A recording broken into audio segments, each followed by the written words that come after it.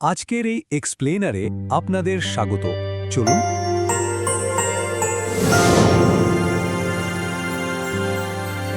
থেকে এমন এক রোমাঞ্চকর হব যেখানে পরিচয় ঘটবে একজন সত্যিকারের কিংবদন্তির সাথে।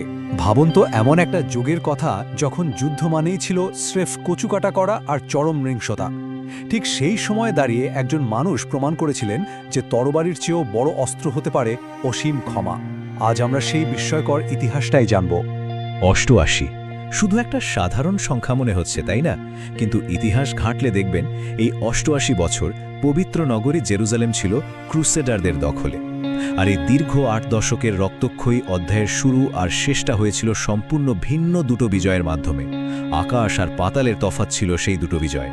তো এই অবিশ্বাস্য পরিবর্তনের পেছনের গল্পটা বুঝতে হলে আমাদের একটু পেছনে তাকাতে হবে, ফিরে যেতে হবে 1099 সালের সেই ভয়াবহ দিনগুলোতে, যা দিয়ে একাদশ শতাব্দীর চরম নিষ্ঠুরতার একটা পরিষ্কার ধারণা পাওয়া যায়।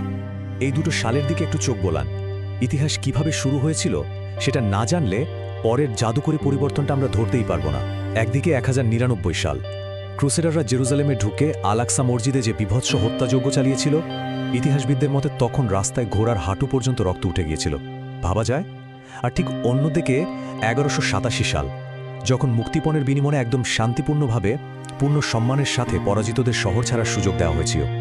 কিন্তু এত বড় একটা মানসিকতার পরিবর্তন হঠাৎ করে কিভাবে হলো?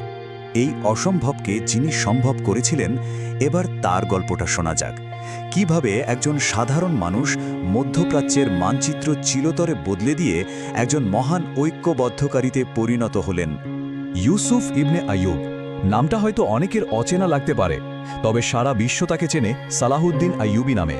1137 সালে তিকরিতে জন্ম নেওয়া এই মানুষটি 1169 সালে মিশরের উজির হন এবং 1174 সালের মধ্যেই বিভক্ত সিরিয়া আর মিশরকে এক সুতোয় গেঁথে ফেলেন।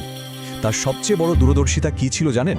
তিনি খুব ভালো করেই বুঝেছিলেন যে ক্রুসেডারদের আসল শক্তি নিজেদের শক্তিমত্তায় নয়, বরং মুসলিমদের নিজেদের ভেতরের কোন্দলার বিভক্তির মাঝে লুকিয়ে আছে। আর তাই অত্যন্ত সুকৌশলে তিনি ক্রুসেডার রাষ্ট্রগুলোর চারপাশ ঘিরে আক্ষরিক অর্থেই একটা লৌহ বেষ্টনী তৈরি করে ফেলেন। এবার আসি 1187 সালের সেই বিখ্যাত জুলাই মাসে। সালাহুদ্দিনের দীর্ঘদিনের সেই কৌশলগত অপেক্ষার ফল হাতে নাতে পাওয়ার সময় এসে গিয়েছিল। শত্রুরা এমন একটা ফাঁদে পা দিয়ে ফেলে যা ইতিহাসের মোড় পুরোপুরি ঘুরিয়ে দেয়। সামরিক পরিভাষায় একে বলে স্ট্র্যাটেজিক এনসার্কেলমেন্ট বা কৌশলগত অবরোধ। শব্দটা বেশ ভারী, তাই না? সহজ কথায় বললে, শত্রুকে তাদের নিরাপদ আর সুরক্ষিত দুর্গ থেকে বের করে এনে এমন এক অরক্ষিত খোলা মাঠে দাঁড় করানো যেখানে তাদের কোনো সুবিধাই থাকবে না। সালাউদ্দিন ঠিক এটাই করেছিলেন। তিনি টাইবেরিয়াস অবরোধ করেন, আর রাজা গাইয়ের বিশাল ক্রুসেডের বাহিনী তাদের নিজেদের প্রবীণ সেনাপতিদের শত মানা সত্ত্বেও সেই রুক্ষ পানিশূন্য মরুভূমির দিকে এগিয়ে আসতে বাধ্য হয়। হাত্তিনের প্রান্তরে সালাহুদ্দিনের সেই মনস্তাত্ত্বিক আর কৌশলগত যুদ্ধটা ছিল রীতিমতো মাস্টার ক্লাস। প্রথমে তিনি কি করলেন? শত্রুদের পানির উৎস থেকে দূরে সরিয়ে আনলেন, তারপর চারপাশ থেকে তীরন্দাজ দিয়ে ঘিরে ফেললেন। সবচেয়ে ভয়ানক ছিল তৃতীয় ধাপটা। তৃষ্ণায় যখন শত্রুদের ছাতি ফেটে যাচ্ছে, তখন তাদের চোখের সামনে মাটিতে পানি ঢেলে তিনি তাদের মানসিকভাবে একেবারে ভেঙে দিলেন। আর সবশেষে মরুভূমির শুকনো ঝোপঝাড়ে লাগিয়ে দিলেন আগুন।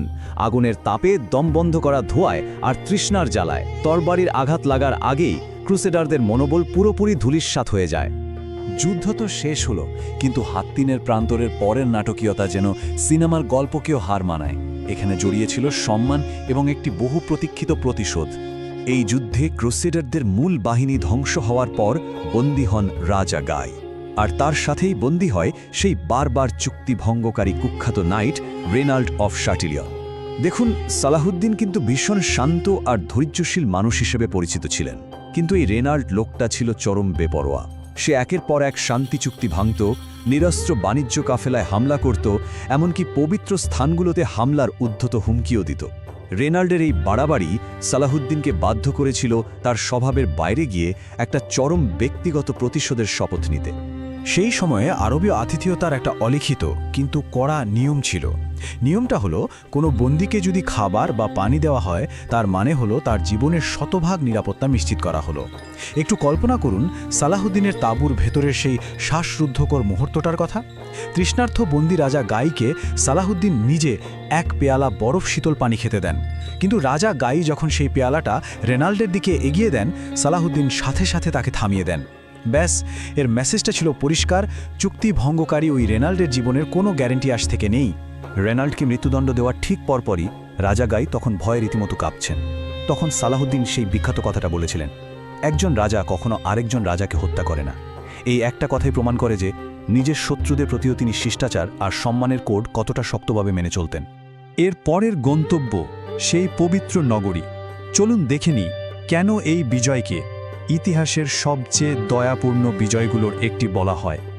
সময়টা ১১৮৭ সালের সেপ্টেম্বর।